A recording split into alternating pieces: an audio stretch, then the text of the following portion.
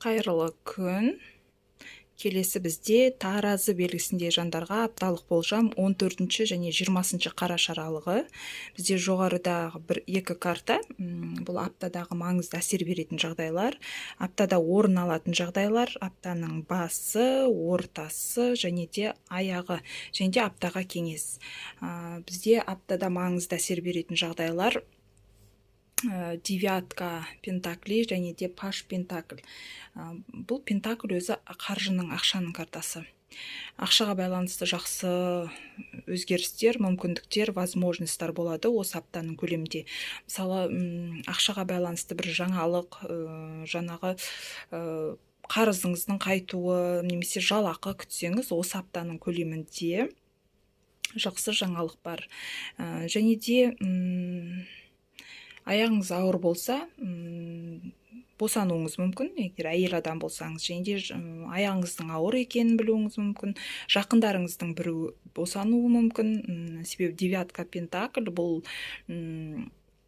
жақсы жаңалық беремініз жөнінде.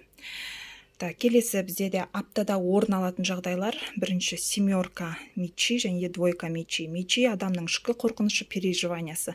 Аптаның басында кішкене бір жұмыс жөнінде, іс жөнінде, алған жауапкершілігіңіз жөнінде кішкене іште қорқыныш болуы мүмкін, немесе бір екі істің арасында, екі жұмыстың арасында шешім қабылдай алмай, кішкене жаңа қай істі, қай жұмысты, қайсынан бастарыңызды білмей кішкене қорқыныш сезімде болуыңыз мүмкін.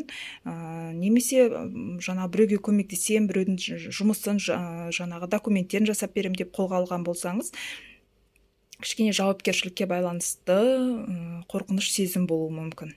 Келесі аптаның ортасы шестерка чаш, тройка чаш. Аптаның ортасы сіз үшін кішкене демалысқа толы. Аптаның ортасында бір қыдыру, демалу бар, сыйлық алу бар. Жаңағы өзіңіздің жақындарыңыздың бірі сыйлық сыйлауы мүмкін, ойламаған жерден күтпеген бір сыйлық алуыңыз мүмкін, және де қыдыру, қонаққа бару, коллективпен, достарыңызбен, құрбыларыңызбен қыдыру, және де үйге байланысты бір документіне, үй сатып алу жөнінде бір жаңағы жаңалықтар болса, осы аптаның ортасында жақсы жаңалық естисіз. Аптаның аяғы бізде десятка жезл және де королева мечи. Аптаның аяғында бір жұмысыңыз көп болады, жауапкершілік өте көп болады. Яғни аптаның ортасында қыдырдыңыз, демалдыңыз, аптаның аяғында уже сіз біраз жұмысыңыз үйіліп қалды. Яғни аптаның аяғында барлық істі, жауапкершілікті атқарып аяқтағаныңыз жөн. Кішкене шаршауыңыз мүмкін, жаңағы физически жаңағы үлгермеуіңіз де мүмкін. Бірақ та мүмкіндігінше қолға алып, соңына дейін аяқтаңыз.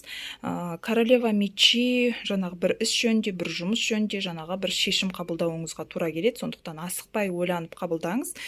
Четверка мечи бұл аптаға кеңес. Қандай да бір іс болмасын, қандай да бір қабылданатын шешім болмасын, асықпай ойланып қабылдауға кеңес береді. Себебі асығыс қабылданған шешім дұрыс болмай қалуы мүмкін. Және де мечи бұл кішкене переживать етіп, уайымдауыңыз мүмкін. Енді білмеймін, қандай іс болмасын, бір ара қатынасты да ойлауыңыз мүмкін, біреудің денсаулығына да алаңдауыңыз мүмкін. Себебі бұл жерде жақын адамыңыз түсіп тұр. Білмеймін, құрбыңыз, туыстарыңыз болуы мүмкін. Сондықтан мүмкіндігінше каждый шешімді асықпай қабылдаңыз. Және де жаңағы қол ұшын созуды да ұмытпағаныңыз жөн. Қаржылай болсын, басқалай болсын, көмек, сіздің көмегіңізге зәру адам аптаның аяғында өзі белгілі болады. Сондықтан мүмкіндігінше қол ұшын беріп көмектескеніңіз жөн. Сау болыңыздар, келесі аптада кездескенше.